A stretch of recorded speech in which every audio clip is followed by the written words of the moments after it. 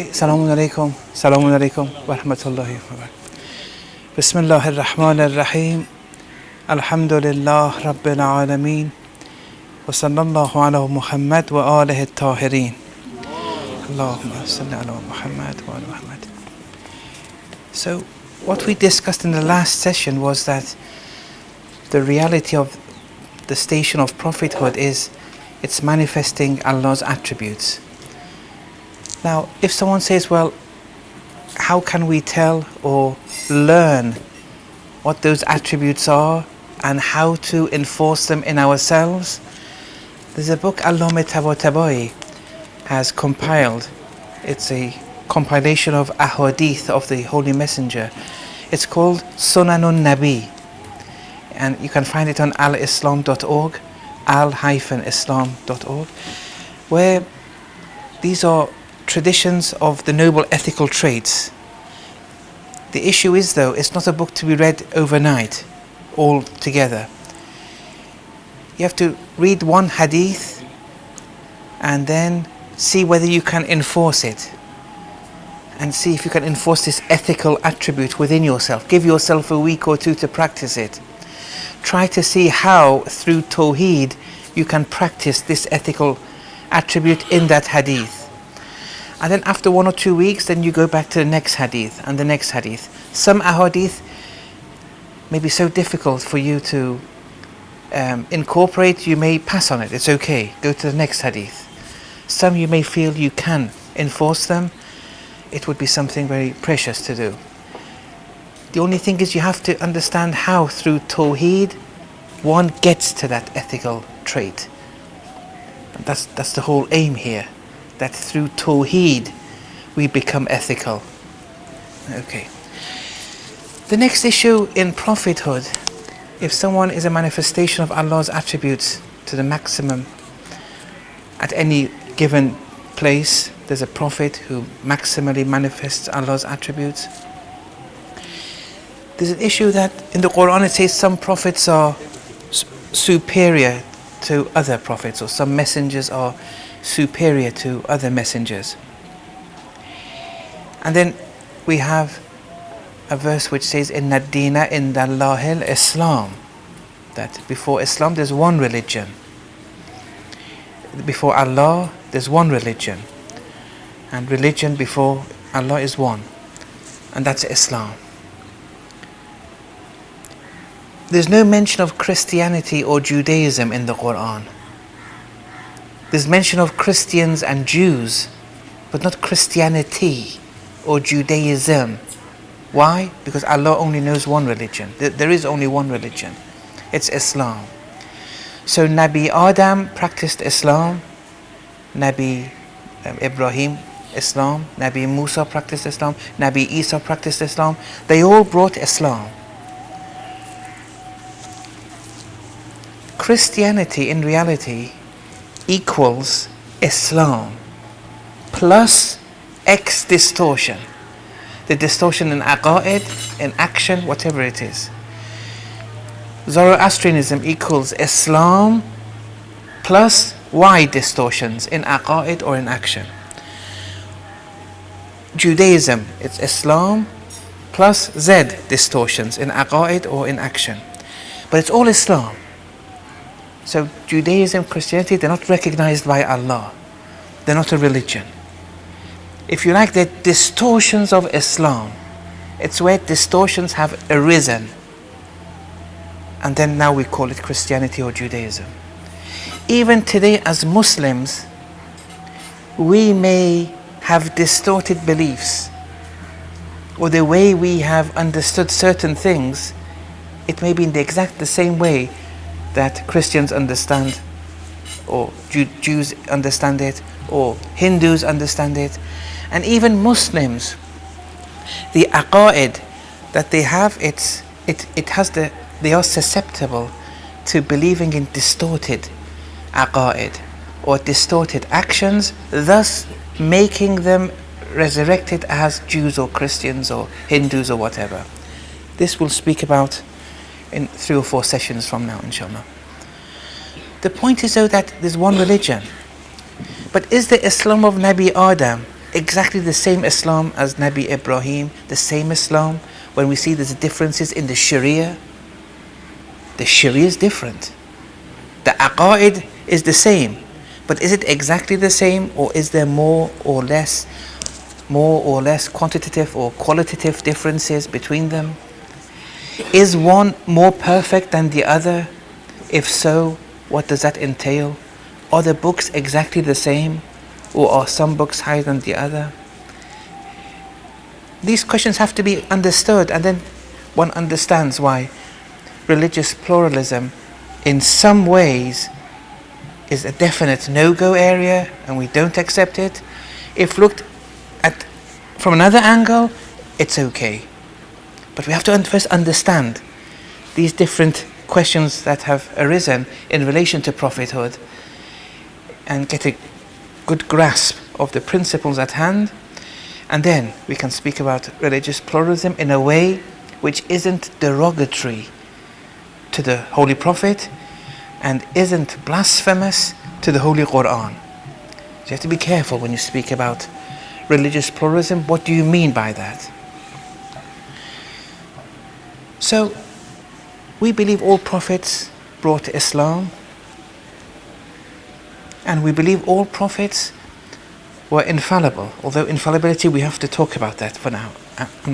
I'll speak about that in a minute. But they all brought Islam. But we know the Sharias were different. The question is that when you look at the books, the scriptures of different prophets, do they all manifest Allah's attributes maximally and to the same degree, or not? I.e., is what the Quran manifests from Allah's attributes, how the Quran manifests Tawheed, is that same degree of Tawheed manifested in previous books or not? And here there's a question that arises, that is there a relationship between the book revealed and the prophet who has revealed the book? Because we said there's a synchronicity between the Holy Prophet and the Quran, because they both are maximum manifestations of Allah's attributes.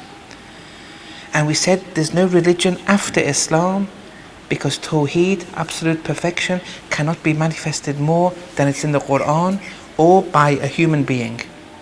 If someone was to find that, they would have the right to go and, say this is my religion, he's my prophet. If it's substantiated before, you can't do anything about it. If it's rationally substantiated, he believes absolute perfection is more there. He believes Tawheed is more there. He shouldn't come to that conclusion. But if he does, what can you do? You can't force someone to go against their aql. You can guide them, but at the end, all prophets were manifestations of Allah's attributes. But were some manifesting Allah's attributes more than others? The Quran says some messengers are superior than others. So there does seem, although they're all infallible, it does seem that the degree of infallibility does vary. Infallibility doesn't mean sinlessness. That's a consequence of infallibility. It's a result of infallibility. Infallibility is an angelic index. الذين قالوا ربنا الله ثم استقاموا تتنزل عليهم الملائكة. Those who say that our Lord is Allah, aqaid, Tawheed, it has degrees. And then act steadfast upon it, action has degrees. The more the better. Those who do that, angels will descend upon them. Look, infallibility is an angelic index of angelic guidance. That's why they are unschooled. They don't need teachers. Prophets don't need to read books. That's why in stories of the prophets, you see, when they were 2, 3, 4 years old, they wouldn't do things which are not befitting which other children would be normal for other children, but they wouldn't do it. Why? Because the angel would guide them not to do it. This angelic index they were born with. Now I'll come to that in a minute. What does it mean to be born ma'soom? What does it mean to be born infallible? What does it mean to be born with this angelic intermediary? What did they do? What did their ancestors do? What did the parents do? We'll come to that in a minute. But going back to the issue, so without a doubt, when you look at the different books, you see Tawheed manifests differently. When you look at the different prophets, you see the attributes of Allah manifest differently. Some manifest Allah's attributes more than others, other than other prophets. So there is a difference. Although they're all infallible, and we have to now understand why do they have to be infallible, but some are more infallible than others, and they manifest Allah's attributes more.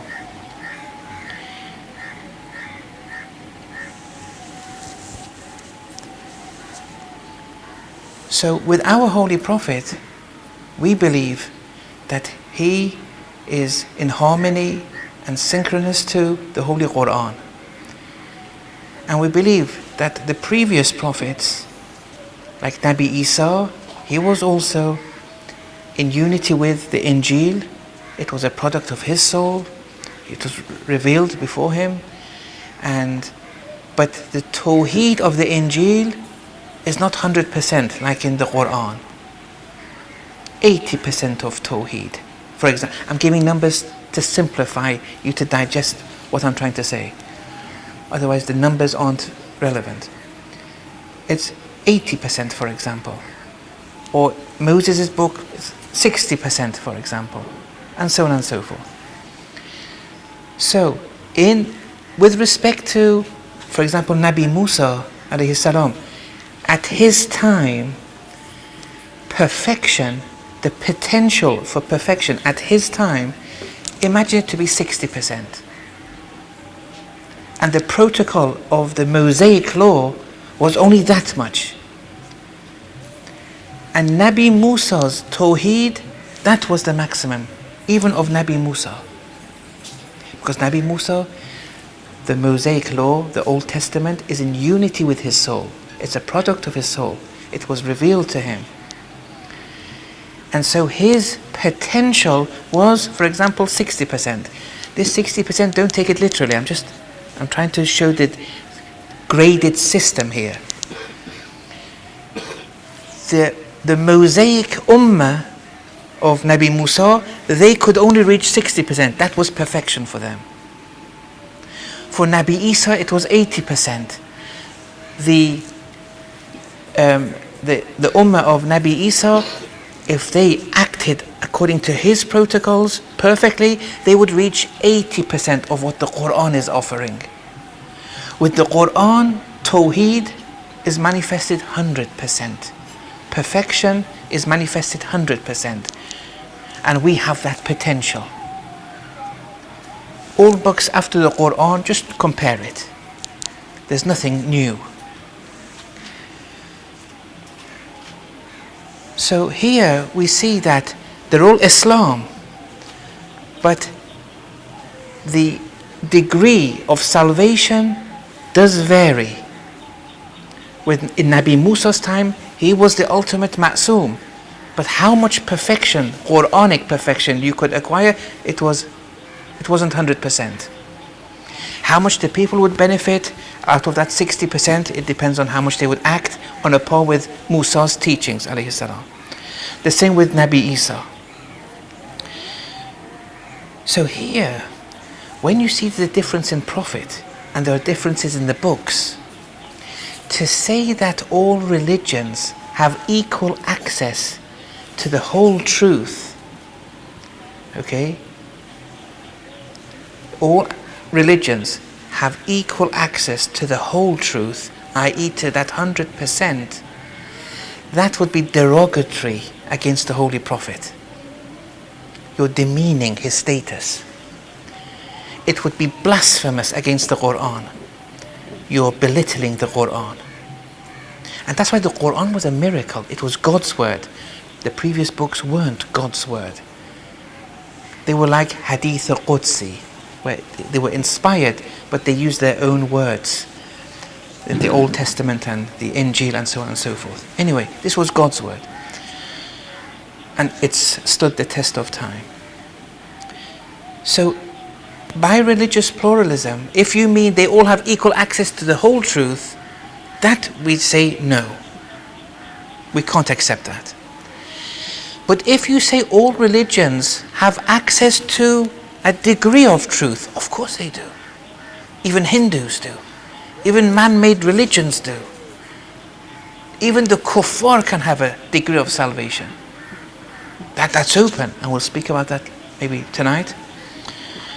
The issue is that, remember with the Nabi Musa's book, if the potential was 60%, someone, if they acted upon it, 50% would be of a higher status than someone of the Muhammadan Ummah who would act out of that 100%, only 20%. You see? It all depends. The mizan is Allah's attributes.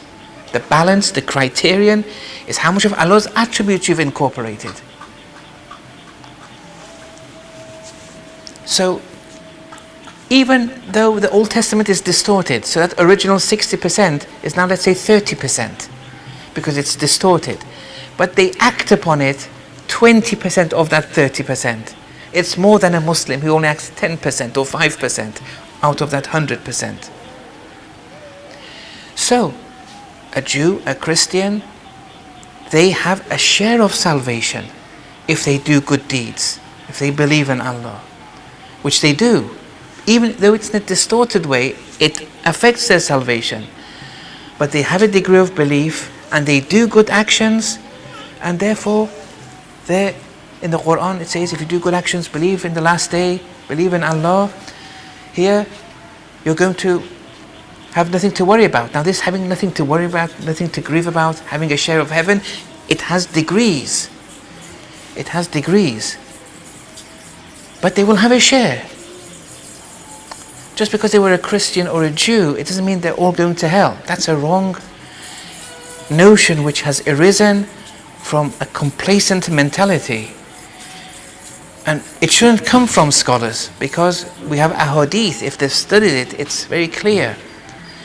We don't believe it's either Muhammad's way, sallallahu alaihi wasallam, or nothing. We don't believe that. You sometimes see the evangelists say it's either the way of Jesus or nothing. Not all Christians, but evangelists, they use it. It's either the way of Jesus or nothing. We don't believe that. We all have a share. But salvation, the perfection of salvation, the perfection, not only a share, but the perfection of salvation, it's only in the Quranic model. Tawheed, it's only the perfection of Tawheed, it's only in the Quranic model. That's the perfection of salvation. It's confined to the Muhammadan Ummah. But a share of salvation, it's open to all, and they may acquire more of a share than Muslims who don't act upon the Quran or abuse it or have a very small share of it. So no one should think that being given a label as Muslim, it's game over and we're relaxed in heaven. You shouldn't think in those terms. These are labels. The criterion is how much of the divine attributes of perfection did you incorporate, did you manifest. That is the criterion. Okay, so that's in relation to religious pluralism. So if religious pluralism means all religions have a share, some more than others, no problem. If it means they all have an equal share to the whole truth, that would be very problematic. So one sees that in relation to absolute perfection, there was an evolution of Sharias. It would evolve, people would evolve, everything, until it came to the Muhammadan Ummah, where there the absolute protocol was given in the form of the Quran. We see that evolution of things. And then after that, we can we can objectively rationalize this by seeing all the other books which came after the Quran, how much Tawheed has been added. You can't. The way the Quran, Sahifa Sajjadiyya, Nahjul Balagha, the Ahadith, the way they've described Tawheed, no one has added to it. We've had many false imposters who have brought religions. The Qadianis, the Baha'is. The 19th century was a heyday. They kept on inventing all these religions. But see the Tawheed there. Has anything been added? So why do they call these people prophets? You see? Okay. The next point is that prophets were infallible. And we discussed what infallible means. It's an angelic index. Angelic index is an index of purity. The more pure you are, it manifests as angels coming to you. We've all seen angels, but maybe we weren't aware of them. We've all heard noises of angels, sounds from angels, but we weren't aware they were angels. For example, you were sleeping, someone knocked on the door. You woke up, there was no one though. No one knocked, there was no one there. Or people who were sleeping with you, they didn't hear anything. But you woke up and you saw it was Salat time. Look, it's an angelic intermediary here. Or sometimes in the form of a scholar coming and guiding you. All these are angelic guidance. But it's an index of purity, angels are.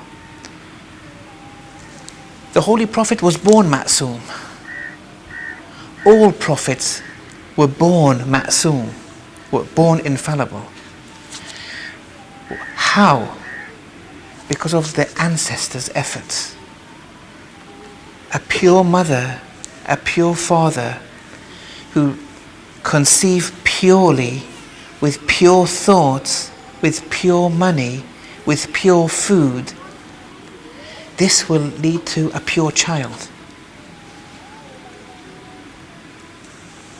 You see, we believe in spiritual genetics. Look, you imagine a mother and father, God forbid they drink alcohol. What's the effect there? The child will be born with a physical deformity, with congenital deformity, for example.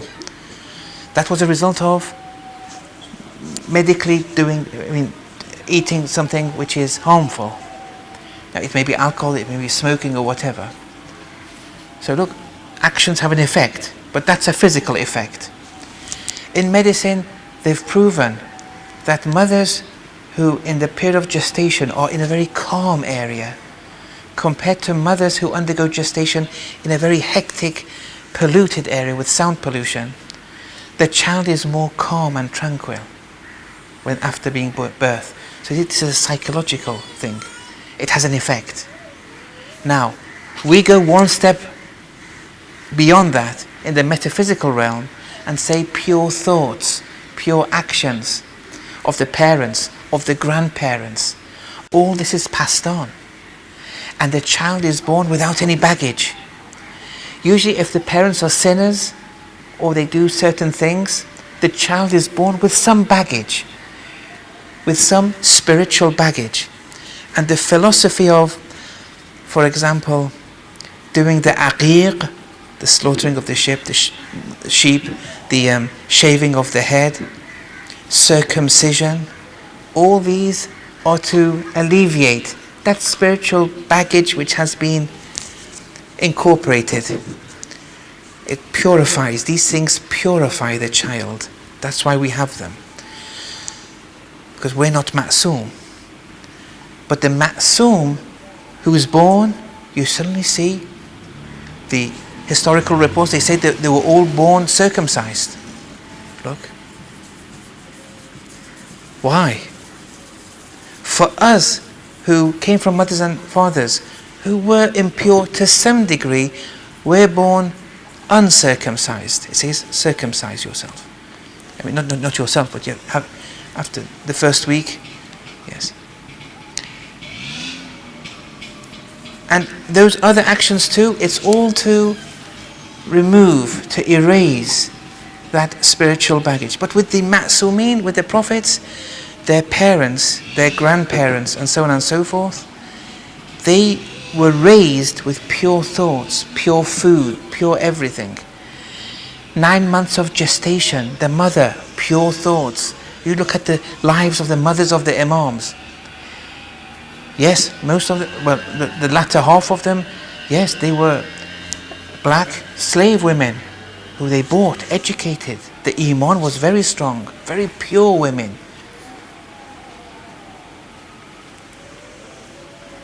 And even if they were Christians, they were pure Christians. They had true Tawheed. And then they came as slaves, they were bought, they were educated. You look at how many slaves, in those days, prisoners of wars were slaves. Not like the slavery in America. Prisoners of war, and they would fight against Islam and that kind of thing. But the Imams, the slaves that they would take, they would educate, and people like very holy people today, the names that we hear of, yes, these were products of the prophets, the Imams educating them.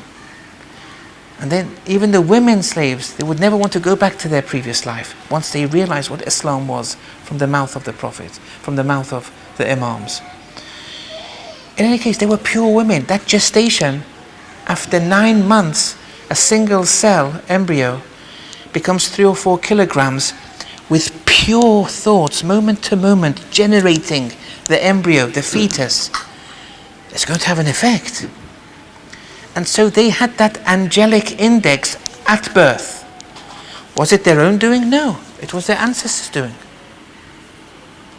But preserving that is their own doing. And preserving infallibility is more difficult. It's very difficult. You know, sometimes you see someone converting to Islam at 20 years of age. They convert to Islam. They were a Christian, for example. This Christian, how come they converted into Islam? They've only been living for 20 years. You can't just convert into a totally different, mindset. It shows that their parents, their grandparents, the good deeds they did, the good actions they did, the good beliefs they did, the good ethics they had, passed on. And they had this many descendants down, they had received a lot of good baggage. They just made the final click and became Muslim. But since it was a result of their ancestors too, when they become a Muslim, all their ancestors who had a role, it would be a day of jubilation. They would too become Muslim. Their barzakh would now be in a better position. It's very difficult converting. It's not simple. We take it for granted. And that's why our duty is more and will be judged much more severely. And however, there are some sins that are so bad that it has a very bad effect. It's not only a bit of spiritual baggage, there is a significant damage done to the child. Is it fair? No. But whose fault is it? The ancestors, the parents. One is being born out of wedlock. It has the potential is very significant. The potential is in being misguided is more so than in others. Is it fair? No. But it's just like the parents who drink alcohol and the child is born without limbs. Can that person go in a 100-meter sprint in the Olympics? No. He's now limited. His potential has been limited. Being born out of wedlock, yes. But that person who was born out of wedlock, although he has this significant disadvantage, he can still reach levels of perfection more than any marriager. The potential is there. He can reach knowledge more than any scholar. The potential is there. He can become a very high scholar. The potential is there. But since the potential for misguidance is there too, the Sharia, only as a way of precaution, does not allow such people to enter sensitive positions which are related to guidance of the people, like the prayer leader, like a religious authority, like a judge, these kind of things.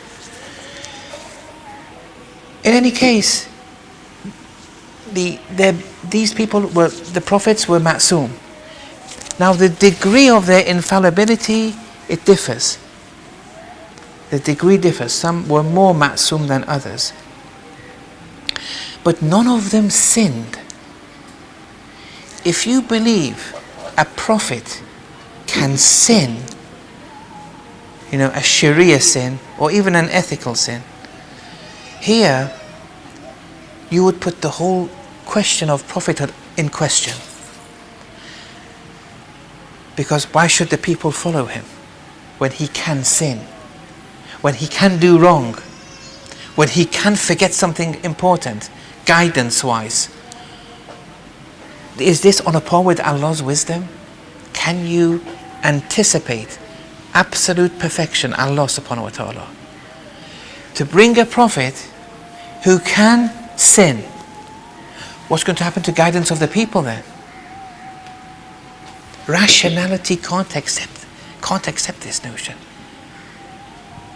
And if we do accept it, why we accept it, there's a rationale behind it. I'll explain that in a minute.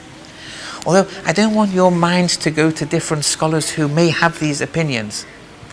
You just try to understand. I'm teaching aqa'id here. Don't judge people or say, oh, that person believes that prophet sin. You just try to understand what I'm trying to say. Then sometimes they say, no, prophets can't sin, but they can abandon the first option, the best action, and do the second best thing. Now it's a bit more popular. Some people may say this tarka awla, that they don't sin, but they may do the second best action. Here too, we have to see if our rationality accepts that or not. The Urafa don't accept it.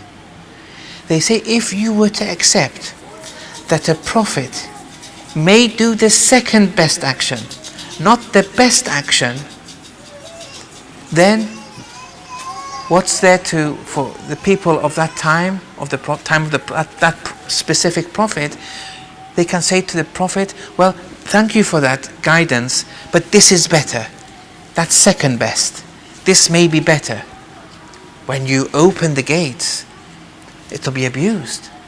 And therefore, it's not on a par with Allah's absolute wisdom again, to allow a prophet to do the second best thing. You see? What happens is, there are many stories in the Quran which these stories didn't happen in the physical realm. We take them to have happened in the physical realm and teach our children this, and then they understand it as the prophet sinning or doing the second best thing. But there is one thing which has to be borne in mind.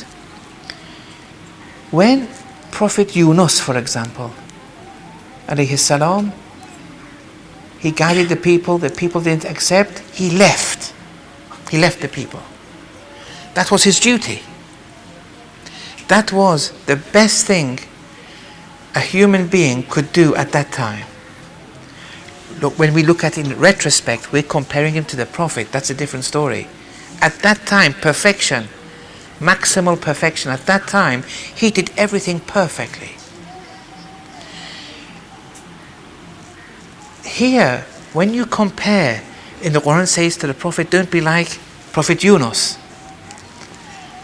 That means because with the Holy Prophet, even when the people wouldn't accept, he was ordered to stay with them. That's of a higher nature. What Yunus did was the best action for the people of his time.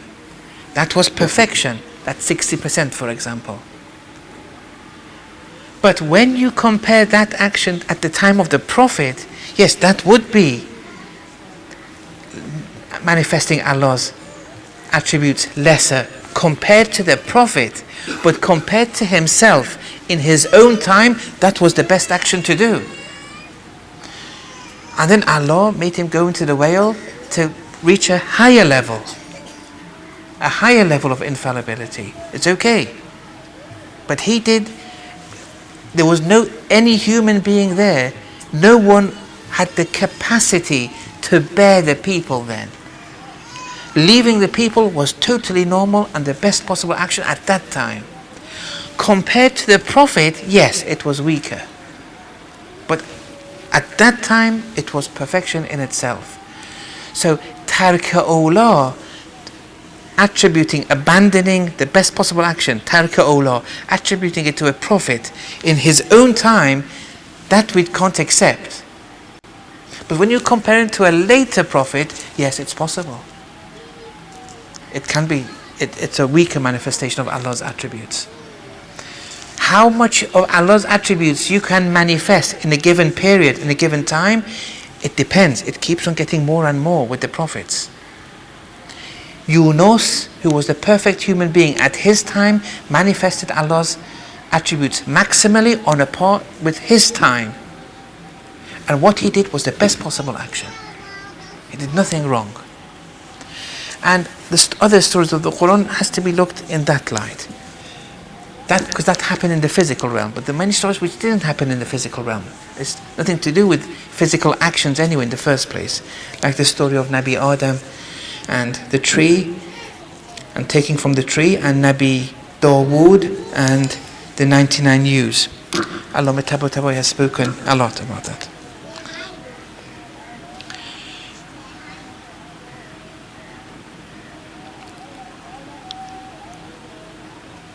Yes. Okay, so I think that's what I wanted. These were the main points I wanted to mention. So they're infallible. A result of infallibility is that they don't sin. And when you compare them though to later prophets, yes, one is manifesting Allah's attributes more than the other. That's okay. But you can't attribute the sin or tarka awla to a given prophet at that time. That would go against Allah's wisdom. But when you compare it to later prophets, that's okay. Because we believe in an evolution in the manifestation of Allah's prophets by the different over time.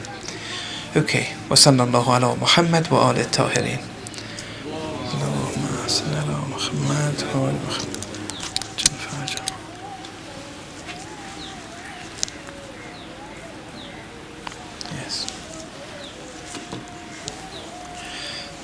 Yes.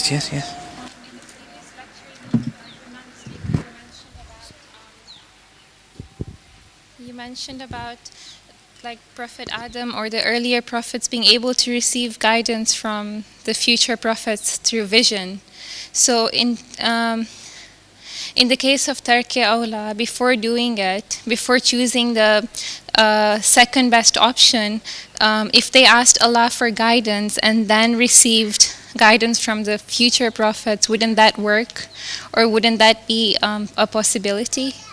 Yes, so the way you phrased the question is a bit problematic. You said, before doing the second best action, so they know it's the second best. They only do the best action. This guidance they get from Allah in the apparitional form, the vision, having the vision, is Allah guiding them. When you're ma'soom, you have that guidance. It can be through angels, it can be through visions of the prophets, not the prophets themselves. Visions of the imams.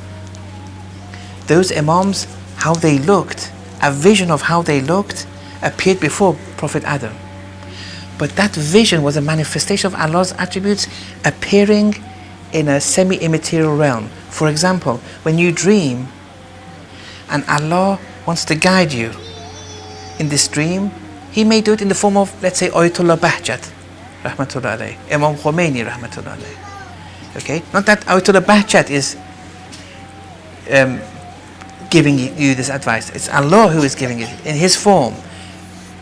Now here, when Allah is guiding through His attribute, He's guiding someone through dreams or through visions, He does it in that form. And that's what ma'soom means. You have that angelic guidance. You're being guided by Allah. You don't need to read a book. You don't need a teacher. You're being guided. That's why it's inconceivable for them to do a sin. It's inconceivable for them, according to the Urafa, to even do the second best action. All All the gates, the floodgates would open if you say that. Yes. Yes, yes.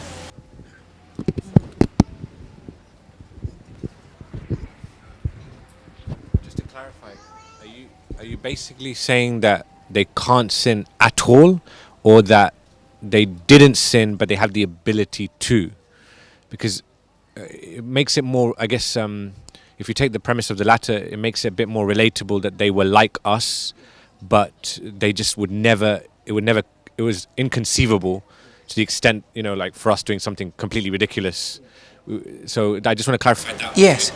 The question as to, was it rationally possible for them to sin? We're not saying it's impossible. Yes? But because of the purity they were born into and the angelic guidance they got, they didn't sin. Yes. And then just touching on Surah, the example you gave about Prophet Yunus,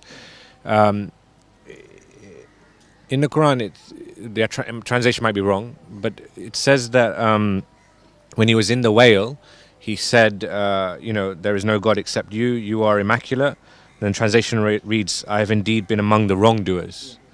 So what's your take on that? So the Arabic is, Inni kuntu min al-zalim. Yes, yes. La ilaha illa ant, subhanaka inni kuntu min al-zalim. Yes. Yes. So here, when Nabi Yunus returned, his station raised. Let's say if it was 60%, it's now 70%. When it was 60%, he acted perfectly, on a par with protocol, the maximum that anyone could.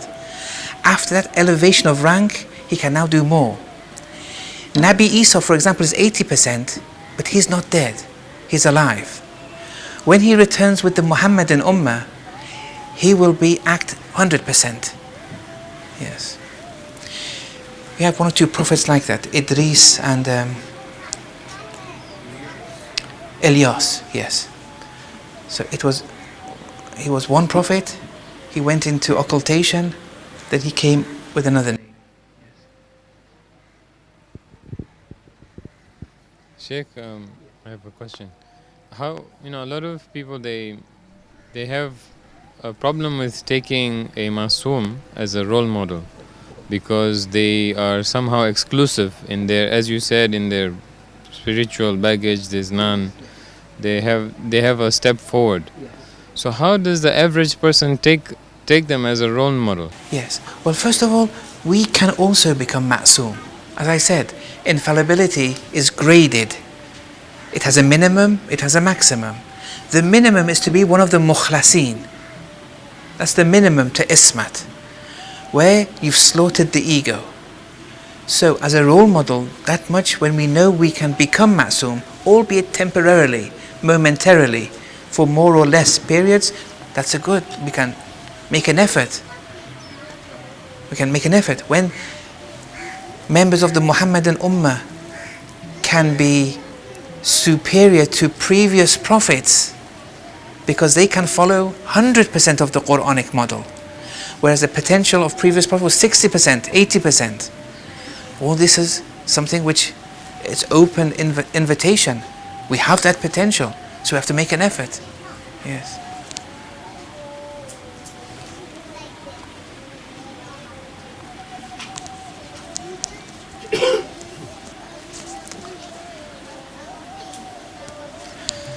I think there's a question here. Yes, yes. Assalamu alaikum, Sheikh. Sheikh, I wanted to ask you about Tarke-Ola and the infallibility.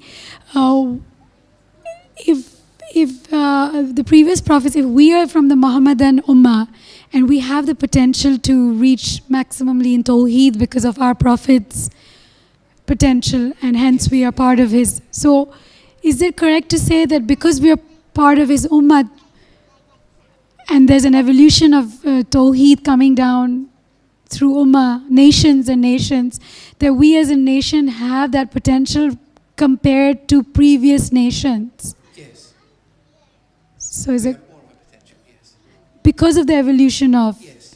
So if this is the case, then why are we given examples of prophets in the Quran whose Tawheed was at par with what they could manifest at that time? Yes.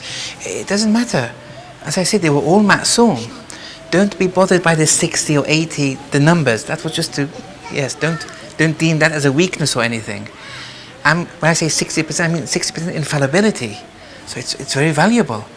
But there are degrees to it, yes. And so all the traits of the prophets can be seen in the Muhammadan figure plus more. Yes. So in many areas they maximized it. So then the story of Hazrat Ibrahim and the 4 birds and the protocol that we get from there, and that's why Allah subhanahu wa ta'ala gave us that example, so that it will be beneficial for the Prophet's ummah, which is us. Yes. So not that Nabi Ibrahim didn't have tranquility of the heart. He was a prophet. And we see this in many verses of the Holy Quran, that Allah says to the Prophet, if only you could see what's happening to the kuffar when they're dying and being slapped by the angels from behind and from the front. The Prophet had seen all that. But the Prophet is an intermediary between Allah and the people. So when Allah gives the protocol through the Prophet, at the time of Nabi Ibrahim, there was an illness amongst the people. They didn't know how to reactivate or give life to their dead hearts. They didn't have tranquility of the heart. Here, through Nabi Ibrahim, as a representative of the people to Allah and representative of Allah to the people, a protocol was given to kill the 4 birds. And then Imam Sadiq in one hadith says, you have to kill the vicious attributes of each of these 4 birds within you. Not that the physical story didn't happen, but you have to explain the physical story, although Imam Khomeini says this wasn't a physical story. But if you explain the physical story in a manner which the same birds came back to life, that would be reincarnation. And Imam, he says this. At least say another 4 birds came. But he says this was in a realm of apparitions, this whole story. And it happened, and the protocol was to kill the vicious attributes of each of those 4 birds. Your heart will be granted life. The tranquility of the heart would be attained to. So how can we decipher between the different stories of the prophets, examples of the prophets in the Quran? That is this a protocol, or is it like Hazrat Yunus being? Yes, they're all protocols, all of them. They all have the instructions. The Yunusi example is saying La ilaha illa ant subhanaka, to get a rise in your spirituality, because he got a rise in his after being in the whale. But the issue is, if there are angels involved in the story, it's not in the physical realm. If it can happen in the physical realm, we say it's in the physical realm. If it's impossible for it to happen in the physical realm, we go into the realm of apparitions, yes. And wherever there's talk of angels, angels aren't physical entities. So it would be, that story would be pertaining to another realm, a metaphysical realm. Yeah. I'm going to say, and you can say that this is what you're saying, or is it different? That based on the level at the time of the Prophet, let's say for example, Prophet Adam, his limited capacity of his manifestation of Allah, quote. Yes, his limited infallibility. Yes, of infallibility. He chose the decision maximum decision as he could. But in essence, afterward, he gained his marifat, or if you could say, he gained a higher realm. He came to realize that there was a better choice that he could have made afterward, and therefore he did istighfar. Yes, with Nabi Yunus you could say that because it happened in the physical realm. But with Nabi Adam, the story of the tree, that didn't happen in the physical realm, so that doesn't apply. That was a vision he had. Yes, visions are a way of Allah communicating, telling them what to do. Not that he committed any form of sin. It was a vision, like in a dream. Yes, but he was awake. But with other prophets, they did the best action of that they could, and no other person in that ummah could have done anything better. That's okay. But in its true sense, it had actually a better Alternative, not at that time. When you compare them to a later prophet, like the prophet, our holy prophet, then when you compare, you say, well, this was better. But at that time, no one could do anything better because he had limited infallibility. Yes.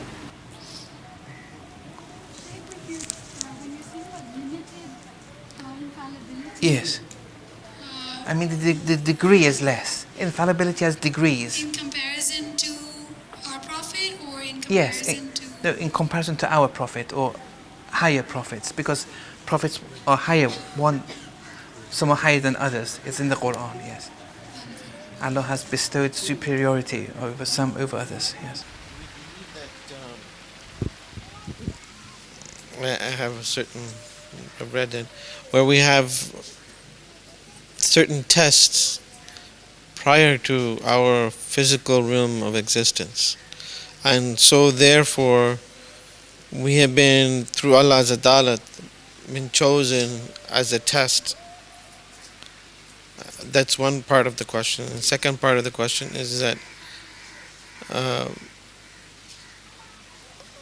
does not shaitan work in like, for instance, has an influence in, like he did with Prophet Adam? Do they not have a degree of influence? Shaitan doesn't have influence over prophets because they're mukhlas. Yes, that was a vision. That was a vision Prophet Adam had. In relation to the first question, I think you're referring to Alam Adhar. I don't have a problem with Alam Adhar. It's a reality. But I feel the way you want to explain it, which is quite a common understanding, it falls into the reincarnation trap. That we existed in whatever form of body, we went under tests, we passed, then we became potential again, and through sperm and the mother's womb, we became born again. These are two different entities now.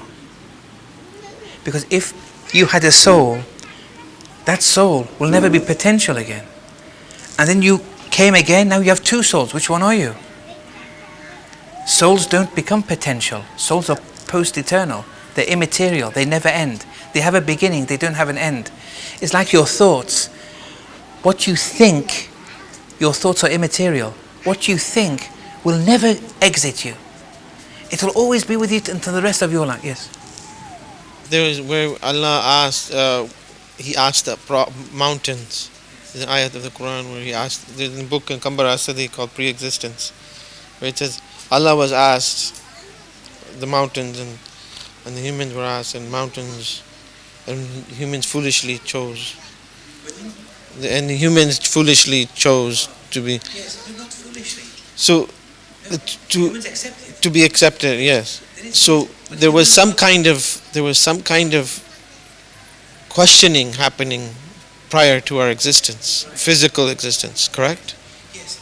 No. See, that story is saying that a human has the potential to accept the trust. What is that trust?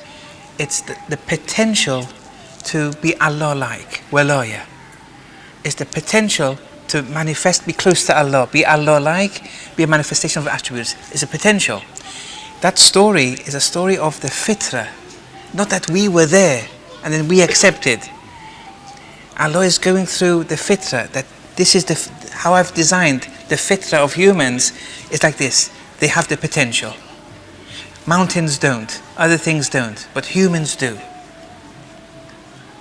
There was a level of questioning, that was my point. Yes, it doesn't matter. They can be questioning, but without, you see. The soul was questioning. Yes, yes. When there's question, It's like a vision. For example, when Nabi Adam saw the Imams, the souls of the Imams weren't there. He had a vision of the Imams. The souls weren't there yet of the Imams. They weren't even born. But he had a vision of the Imams. Well, you can have visions, and the visions are pictures and all sorts of things. There can be souls in your visions, or speaking in your visions, tests in your vision. But all that It's like this. An architect has abstract knowledge of architecture. Then he has mental pictures of the house. There's no house yet, but there are mental pictures of the house.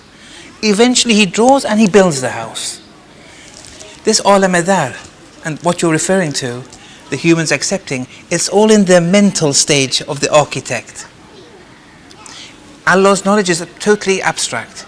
It descends to a semi-immaterial reality, which is alam adar, and then it comes into our creation. Because Allah knew everything was going to happen. But from that absolute knowledge of His, it comes into steps. Let's say the architect knew a house is going to be built. He has absolute immaterial knowledge of architecture, that's step 1. Mental pictures of the house, that's step 2. On a piece of paper, step 3. Then people building it in the physical world. These are all realms of existences. Alam Adar is highlighting one of those realms of existence. How the fitra was built. How the mental picture of the house was in the mind of the architect. How everything which is going to happen in the physical world was in Allah's knowledge. Not that we were there, we were tested as we are now. As I say, Alam Azhar is a reality, but you have to make sure how you interpret it, because you may be resurrected, God forbid, as a reincarnationist and say, why am I with the Hindus here? So, next realm situated.